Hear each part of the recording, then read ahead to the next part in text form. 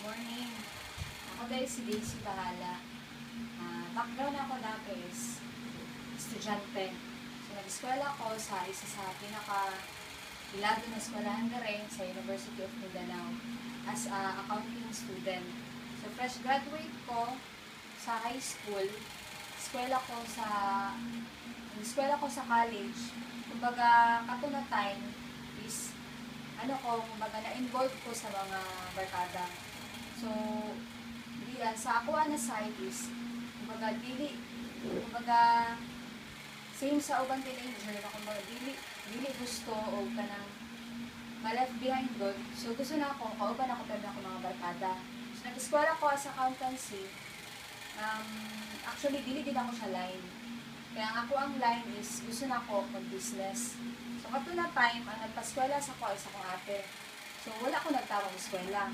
Akong gihimo is sabay-sabay lang sa mga barkada. So, that time na, kumbaga, habang nagkadugay, ang ako ang ate is, nagtrabaho siya sa Manila. Kato na time is, kumbaga, pawalaan na yung trabaho. So, ana siya sa Conadis, mag-stop sa ka-eskwela. Kaya, kumbaga, wala pa ko yung ika-provide sa mga schooling karon. So, nag-stop ko. So, kato na ako sa kuwan sarili na. Dito na ako na-realize na dili di ay lalim magpa-eskwela o college. Be safe. So, ato na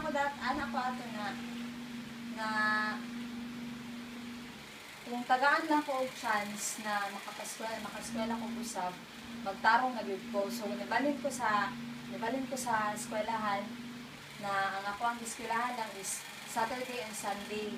So, ang ako mga kauban is mga housekeeping lang sa balay. Kumbaga sa ano pa is mga katabang lang sa balay. So, dito na ako na-realize na kung sila man ganit na yung kamot eskwela, what more ako? Ang ako ang mamagpapa, tigulang na, then senior na, wala na pa, dili na sila pwede magtrabaho. So, anak ko na, what if karoon na time, ako lang mutabang sa ilaha. So, dito na ako nagpursige na makuha din ako mga pangarap sa kanabuhi. So, anak ko kay Papa God na siko bang po saya na unta, makuha na ako ng mga pangarap sa ako ang life. So, kato na time, nabalik ko na po ang trabaho sa akong ate. So, nakastop na po eskwela. So, anak ko na papagad, tagaan kong isa ka opportunity na pwede makapabago sa akong kinabuhi. So, wala ko nag-expect na ako ang kuya, siya sa kuha na days. Ang pinakauna na akong na siya, kusaya kay na siya sa kuha na days.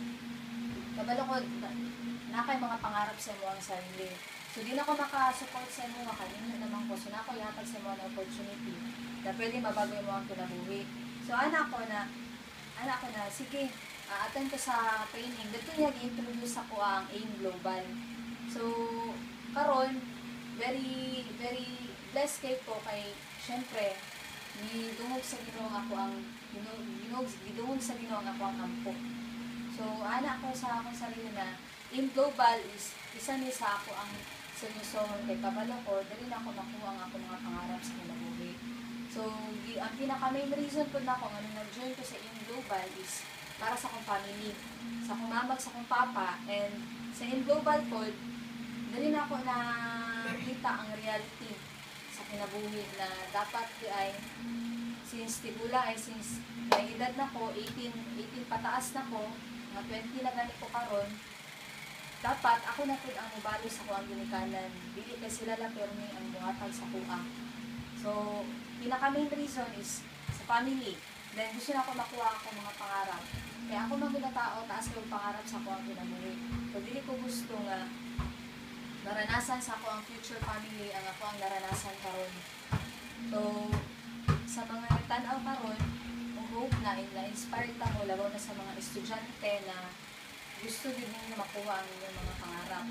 So, sa kuha, kung gusto mo na mo asenso, naala isa ka way na pwede na siya makuha.